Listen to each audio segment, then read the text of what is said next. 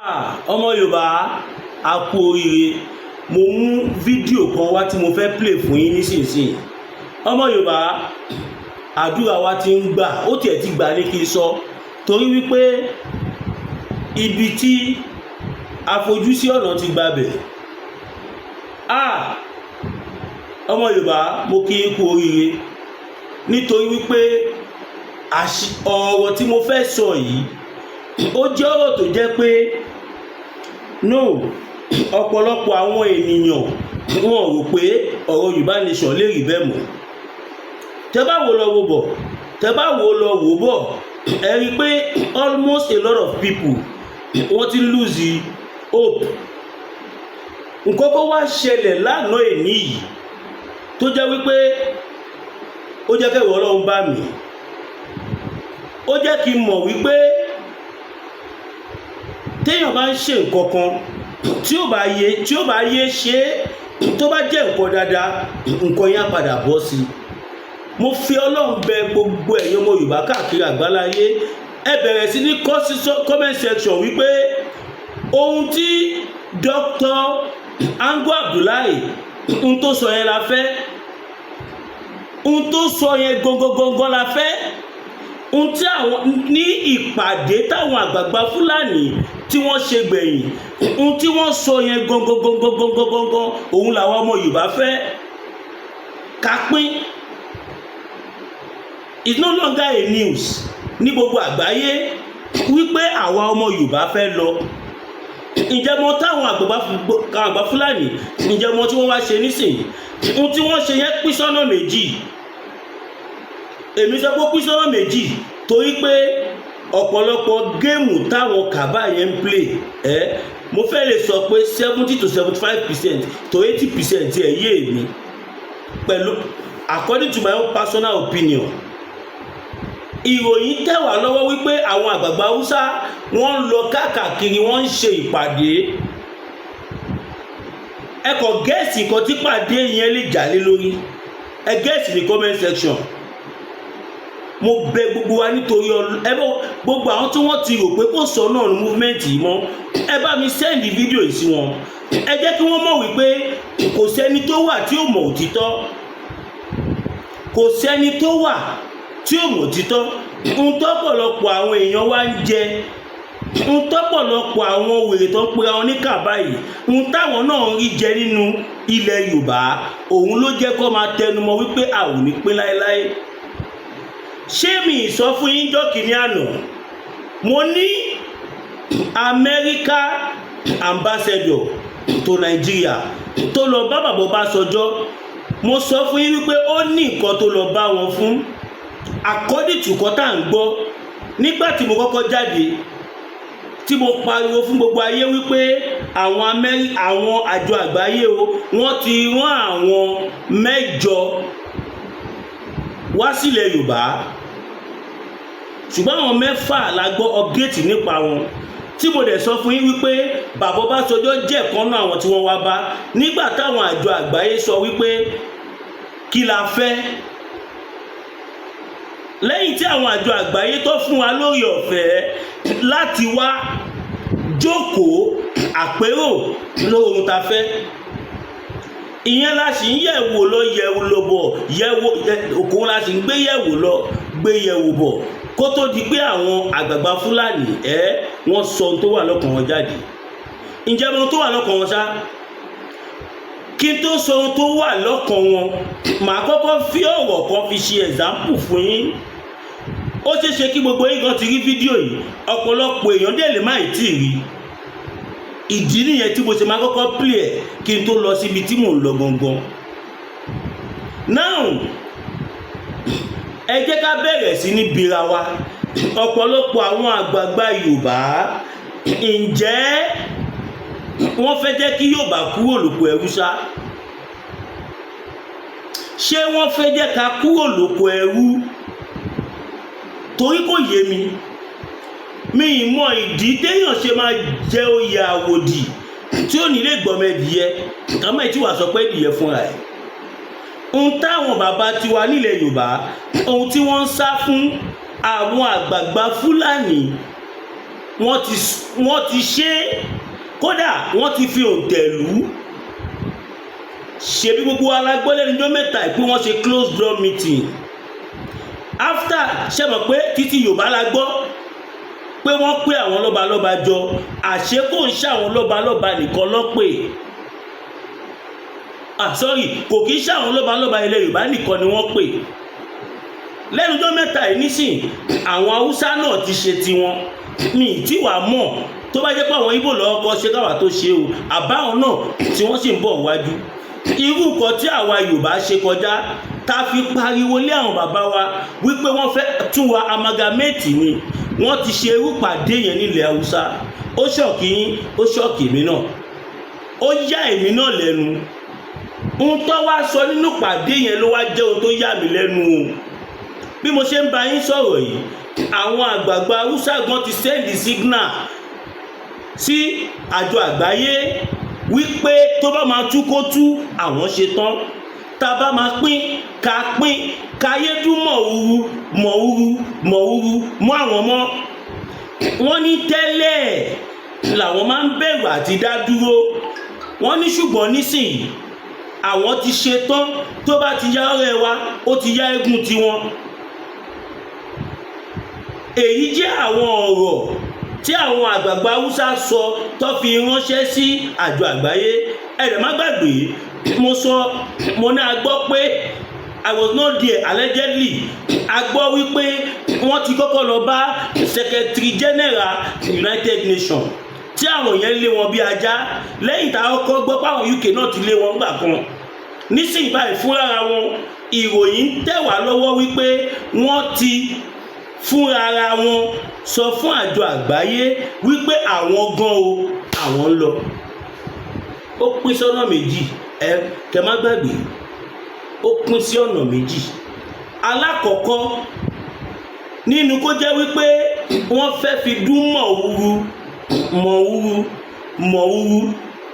mọ́ bàbá Bọ́lá Ahmed Tinubu ṣe bàbá wọn ni president wa wọ́n lè torí pé wọ́n ní kí bàbá yẹn ṣe kọ̀ọ̀kan bóyá kó bá àwọn mú olóyè Sunday Igboho sílẹ̀ àbáwọn kọ̀ọ̀kan bẹ́ẹ̀ yẹn wọ́n lè torí ẹ̀ kó máa fi yẹn dún mọ̀wúrú mọ́ wọn ìyẹn lálákọ̀ọ́kọ́ àbí kílẹ̀ èèyàn wá rí sí nílé ẹ kọ sí comment section tí nǹkan tí mo sọ yìí tó bá lè rí bẹ́ẹ̀ àbí tó bá rí bẹ́ẹ̀ kí ló opinion tiyín ẹ ṣèyẹn lé ní mi ìgbàgbé pé mo fẹ́ play fídíò méjì kan fún yín mo máa play ẹ̀ bọ̀ tí mi bá ṣe àwọn àlàyé yìí tẹ bá kọ́ dédé gbọ́ tẹ bá dédé rí fídíò yẹn kò ní yé yín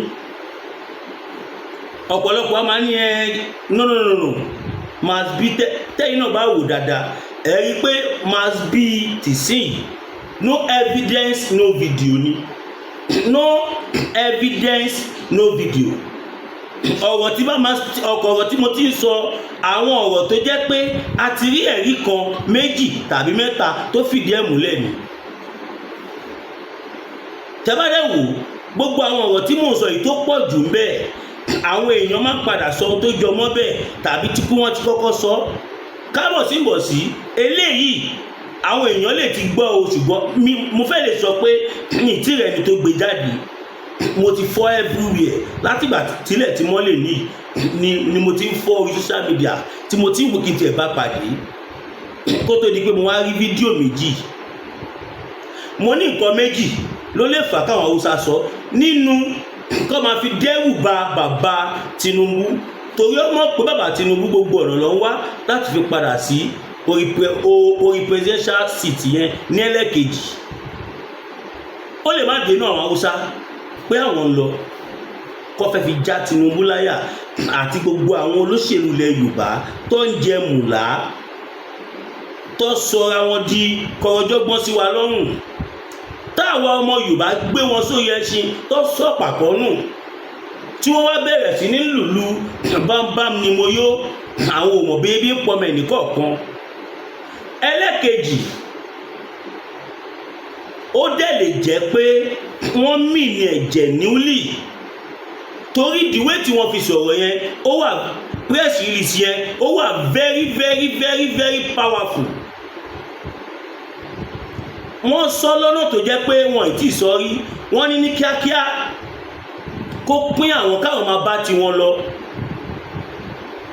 Àwọn àgbààgbà tí wá dẹ̀ wá bí tó ń wà, mi ì fẹ́ sọ̀rọ̀ o, kọ́ máa wá gbé mi o, mi ì fẹ́ sọ̀rọ̀ o, kọ́ máa bá dá sọ́lárí mi dúró o, mi ì fẹ́. Ṣé rí pé ẹ̀yin gangan lẹ́kọ̀ọ́ mọ̀ọ́mọ̀ tẹ́ ń fìyà jẹ àwọn ọmọ Yorùbá? Ṣẹ́yìn náà ti wá rí nísì pé ẹ̀yin lẹ mọ̀ọ́mọ̀ tẹ́ ń fìyà jẹ wá? Tẹ́lẹ̀tẹ́lẹ̀ ọ̀pọ̀lọpọ̀ àwọn èèyàn rò pé wọ́n ń ṣọ́ra wọn ni, wọn ò fẹ́ ṣẹ̀wọ̀n ni, kíníkan ni. Òun làwọn àgbààgbà Fúlàní ti jáde, tí wọ́n jáde tán, tó bínú jáde tán. Àwọn Fúlàní ló wá ń control life gbogbo ọmọ Nàìjíríà, which shouldn't be. Ǹjẹ́ gbọ́rọ̀ tí bàbá wa ọmọ ọ̀dọ̀ àgbà tí wọ́n sọ lánàá? Ẹ tí gbọ́, mo máa play ẹ̀ fún yín. Irú àwọn olóòótọ́ ta fẹ́ lórílẹ̀‐èdè yìí nìyẹn. Kò ń ṣe àwọn tó máa fi dúdú pe pupa fọ́mọ Yorùbá. Kò ń ṣe àwọn tó máa torí ìjẹkújẹ tí wọ́n ní lè sọ̀rọ̀. Ọlọ́run dẹ̀ ṣe a ní àwọn àgbàlagbà tó dúró tán yányán. Pèsè ìyà yìí gbọ́dọ̀ dópin. Pẹ̀lú bí gbogbo nǹkan ṣe rí yìí, àtúnṣe ráwọn ọmọ Yorùbá tó jẹ́ wípé wọ́n lọ ń sáré tẹ̀lé ráìsì kóńgò 4, ẹ̀wà kóńgò 4. Ṣáàlè fìyẹn bóyàwó àtọmọ. Torí pé àwọn Haúsá mọ̀, àwọn Fúlàní rádà wọ́n mọ̀ pé ta bá pínlẹ̀ níyì àwọn làwọn máa jẹ̀yà tó wà níbẹ̀. Kò sí àkọ́kan tó lè jọmọ Yorùbá. Ẹja kóra wa kúrò lóko ẹrú. Ìtaṣe lóko ẹrú tó gẹ́. Òun làwọn Fúlàní ti sọ yẹn. Wọ́n náwọn ṣe tán. Wọ́n ní tí Nàìjíríà bá fẹ́ pín ní èní eléyìí tó kù tí láàfin mọ́ yìí, àwọn ṣe tán. Ẹ jẹ́ play fídíò tí ìkan nínú àwọn tí kan náà àgbààgbà wọn sọ kí tó wá mórí lọ síbi tá à ń lọ gangan. So màá play ọ̀rọ̀ yẹn fún wa nísìnyí kí gbogbo wa jọ gbọ́. Àwọn Fúlàní wọ́n ti gbọ́ nǹkan ọrọ̀ ajé ilẹ̀ Yorùbá débi wípé tí wọ́n bá ní anything láti fi develop economy wọn, ohun tí wọ́n ti jí nílẹ̀ Yorùbá ó tó wọ́n develop ìlú wọn. Ẹ wo Buhari, ó ṣe ọ̀nà tírèènì wọ Niger lọ́hùn. Is Niger part of Nigeria? Bàbá wa ọmọ ọ̀dọ̀ àgbà wọ́n sọ àwọn ọ̀rọ̀ kan. Kí n tó play ọ̀rọ̀ tí bàbá wa ọmọ ọ̀dọ̀ àgbà sọ, ẹ jẹ́ kọ́kọ́ play nǹkan tí president àwọn Northern Elders ń tó sọ. Ó yẹ gbọ́. Whether we like it or not, there is a problem. We need to discuss the problem. Either we like it or not, there is problem. Ó mọ ohun tó ń sọ. Mo ní wọ́n ti send signal sí àjọ àgbáyé. Mo ní a gbọ́ bẹ́ẹ̀, mo withdraw statement yẹn mi sọ. Mo ní a gbọ́ pé wọ́n ti send signal sí àjọ àgbáyé wípé as soon as possible tó bá ṣe ṣe gan kọ́bìn tó parí nídìíwé tó fi sọ ọ́nìkàyé dún mọ̀wú máwọn mọ́ àwọn ní nǹkan tó take láti dá dúró. Kí wá ní ká sọ fáwọn ọmọ Yorùbá? Kí ló wá ṣe àwa nígbà táwọn tó ń fìyà jẹ wá tó bá lè pè fún ìpínyà, tí àwọn táwọn èèyàn wọn tó ń dúnbú àwọn èèyàn wa bí ẹran, táwọn èèyàn wa tó ń pa àwọn bàbá àti ìyá wa, àwọn ìyá wa ò lè lọ sọ́jà mọ́, àwọn ìyá wa tó ń ṣe alájàpá wọn ò lè lọ sóko mọ́, wọn ò lè lọ rajà mọ́ ní ọjà oko. Àwọn bàbá wa tí wọ́n tún ń dáko tó ń jẹ́ fi pọ̀ yanturu nílẹ̀ Yorùbá, àwọn èèyàn wọ́n mú àwọn èèyàn wa wọ́n pa wọ́n lé ní èjèèjì. Ọba kọ́kọ́ wọn sọ̀rọ̀. Àmàrí olóṣèlú kọ̀ọ̀kan kó jáde tán, all in the name of politics. Ara àwọn ìdí tó ṣe jẹ́ wípé ẹni tó bá jẹ́ ọba tàbí ẹni tó bá jẹ́ àgbààgbà kò gbọ́dọ̀ partake in politics. As a matter of fact, Afẹ́nifẹ́re wọ́n ti fẹ́ sọ di party kí wọ́n rẹ́dísítà ló kù, kí wọ́n rẹ́dísítà bí PDP and APC nìkan ló kù, torí pé wọn ò ṣe tiwa mọ́, wọn ò ṣe tọmọ Yorùbá mọ́, n tó wù wọ́n ni wọ́n ń ṣe. Ẹ máa gbọ́ lọ. Disagreeing with ourselves, we have every reason to disagree. Ṣé ń gbọ́? The North before now is saying we don't need the separation. Ṣé ń gbọ́? Ṣé gbọ́ nǹkan tó sọ? Mo sọ fún yín pé àwọn èèyàn wa ló ń dì wá lọ́wọ́ mú. Iṣu ẹni ní tọwọ́ ẹni bẹ́pò. Tí ò bá rí bẹ́ẹ̀, irú àwọn eléyìí àwa máa sọ̀rọ̀ wọn náwọn láì díà. Ṣọ́ ń kú lọ ni, ṣọ́ ń fọṣọ́ náà pọlọ wọn ni. Àwọn tó jẹ́ pé àwọn ó mà ṣe o,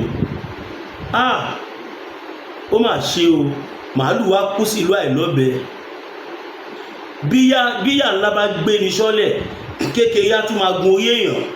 Àwọn eléyìí ẹ̀yin tẹ́ lógún Ìbàdàn, tẹ́ ń pera yín ní lógún lẹ́kọ̀ọ́, tẹ́ jẹ́ nǹkan kan nínú àwọn olórí burúkú Fúlàní tẹ́rí tó ń gbébọn kiri. Ìmí wà ní wọn tó ẹ pé tó bá jẹba bá ìfọ́tí ó lè dákú 24 hours ìdè wáyé.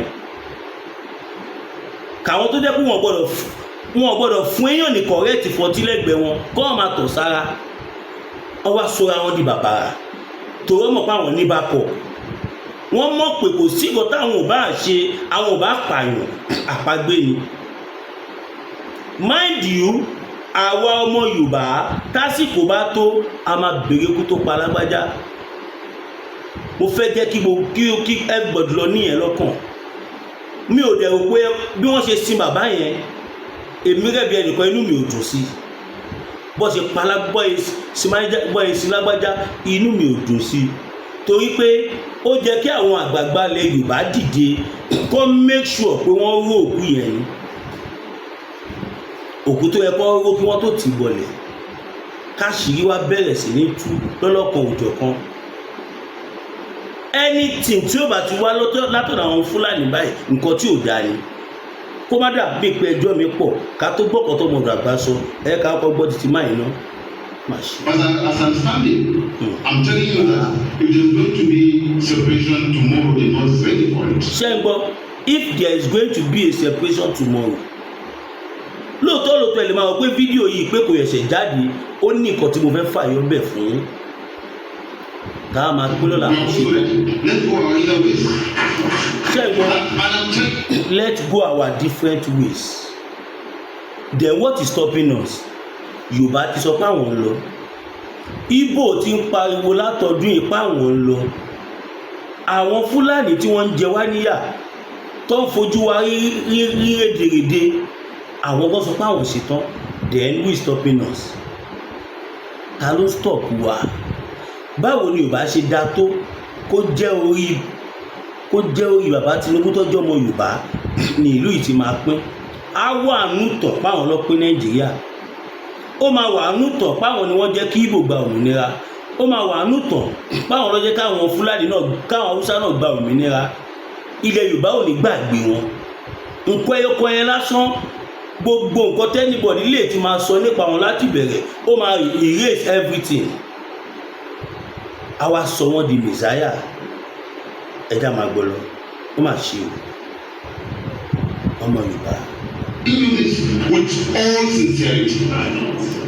Northern Nigeria before now do not want to hear anything separation. Ṣé ń gbọ́? But as of today, ó tẹ́lẹ̀ àwọn ò fẹ́ gbọ́ kọ̀ọ̀kan tó jọmọ́ separation pé ṣùgbọ́n lẹ́ẹ̀ni àwọn ti fọwọ́ sí. Wọ́n ní tá bá fẹ́ pín Nàìjíríà lẹ́ẹ̀ni nìta bọ́là àwọn lọ́wọ́ sí. Ẹ̀yà mẹ́ta the major three tribes ti pé náà. Àwọn middle belt náà ti jáde, wọ́n náà fẹ́ dá dúró. Àìmọye orílẹ̀-èdè tó wà láyé tí wọ́n tó state kan nílẹ̀ Yorùbá. Gbogbo Benin Republic ìgbà ó dùn mí gan pé nígbà tí mo wà ní Kotonu mi ìṣàwọn documentary yẹn mo dẹ̀ ṣe máa padà lọ sí ọgbà àwọn nǹkan yẹn. Bí gbogbo Benin Republic ṣe tóbi tó kò tó Ọ̀yọ́ state, kò tó Lagos state, gbogbo population wọn gbogbo population àti aráàlú àtọlọ́pàá àti sójà àti gbogbo wọn tó Lagos State wọ́n dẹ̀ ṣèjọba wọn justice dẹ̀ wà and they are living fine the citizens are okay. Àwọn tó jẹ́ pé ẹrú lọ́mọ wá ń ṣe ilẹ̀ Yorùbá tẹ́lẹ̀ ègún mélòó lẹ rí tó ń ṣe ẹrú Nàìjíríà mọ́ àwa ọmọ Nàìjíríà pàápàá jùlọ àwa ọmọ Yorùbá àwa la lọ ń ṣe ẹrú wọn nísìnyí torí pé wọ́n ti tún ìlú wọn ṣe wọ́n ti so wọ́n pọ̀. The North is equally ready to lead. Please disagree with me, but I will speak. This is why we are here. This is why we are here. Ṣé ẹ gbọ́ wọ́n ní ìdí tí àwọn ṣe wà ní mítìn yẹn nìyẹn tí bá sọ fún yín pé wọ́n ń jó lórí omi ẹni lọ kébù ẹ̀ wá àìmọye àwọn nǹkan tó yẹ papọ̀ ń gbé mi tá a sọ síta ìwọ̀nba díẹ̀ tí a sì sọ síta ẹ̀ gan àmọ́ tó fojú wa rí bọ́ ṣe ń torí wa gbẹ́bọ ló ń gbé tutù ló ń sa oríṣiríṣi oògùn sí wa Ọlọ́run ló yọ wá bọ́lá ṣe wá ń yọwọ́ yẹn tíṣẹ́ yóò dáhùn kò ń ṣe pé àwọn babaláwo yóò mọṣẹ́ ọmọṣẹ́ Ọlọ́run ò fi wá lé yín lọ́wọ́ ni ọ̀rọ̀ ọmọ Adéyẹmọ nìkan ohun tó tiẹ̀ ṣẹlẹ̀ tí bàbá wọlé ìsọ nígboro nìkan ó ti tó jẹ́ kí àwọn olóṣèlú location 9 ìyẹn àwọn Fúlàní lórí burúkú yìí ó ti tó láti jẹ́ kó mọ̀ wípé Ọlọ́run ló dé kò ń ṣèyàn torí tó bá jẹ́ pé agbára bàbá wa ni ohun táwọn ìkọlù àwọn máa wí tẹ́yà máa gbọ́ lọ. Let us discuss the controversy and let us find a solution.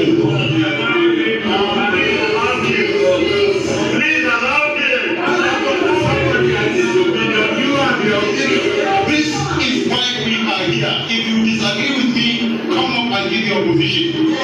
This is my position. This is the position of Northern Nigeria. This is the opinion of Northern Nigeria, meaning is speaking for all the northern part of Nigeria. Ṣé wọ́n ti lọ gbé màá yẹn? Wọ́n lè gbé tí wọ́n mọ̀ pé wọ́n tó ń sọ. Àwa làwa ò kọ́pírẹ́tì àìrìnpọ̀ méjò wa ló ń fìyà jẹ ọmọ méjò wa. Nígbà tí sèmi bá ń lọ wájú tí paramọ́lẹ̀ tẹ̀lé tọ́ka tẹ̀lé tólúfà tẹ̀lé tí àgbàdo tẹ̀lé ẹ sọ fún mi táwọn tó gbéná wo ojú ẹkùn táwọn tó gbéná wojú wọn àwọn bàbá wa lè Yorùbá àwọn lọ́balọ́ba ni o baálẹ̀ ni o gbogbo wọn ni o Ọlọ́run fún wọn ní agbára wọ́n lówó wọ́n lóògùn wọ́n lóògùn wọ́n ní ogún gbogbo yín lọ́lọ́run ti ṣe fún ẹ wá ń jẹ́ kí àwọn tí wọ́n tó wa kó máa wọ ẹnu sí wa lára kó máa fi wá ṣe yẹ̀yẹ́ ó mà ṣe ṣùgbọ́n òun bí ẹ̀mí àti gbọ́nsìn wọ́n ti sẹ́ndì signal sí àjọ àgbáyé wípé ó tó gẹ́ kó ṣe kí ni ó tó gẹ́ wọ́n ní ká fi gígùn bí tabadé yẹn. Yes, we should create. There should be a room for discussion. Ṣé ń gbọ́? Only there should be a room for discussion. Nǹkan tí wọ́n béèrè fún nígbà ayé Buhari abẹ́gbọ̀míyé ohun tí wọ́n béèrè fún nígbà tí Buhari wà ń bẹ̀ àwọn náà mọ̀ pé nǹkan tó tọ́ ni nísìnyí báyìí wọ́n wá jáde because kí má parọ́ fún yín anybody tẹ́ bá rí tó bá sọ̀rọ̀ sórí newspaper ó ń send signal sí gbogbo àgbáyé ni that is the truth pàápàá jùlọ ẹni tó bá ní weight tó bá ní voice automatically ó ń send the signal ni ẹja máa gbọ́ lọ́kì tó bọ́ sọ̀rọ̀ wá mọ̀ orúkọ ọ̀rọ̀ gbàgbà.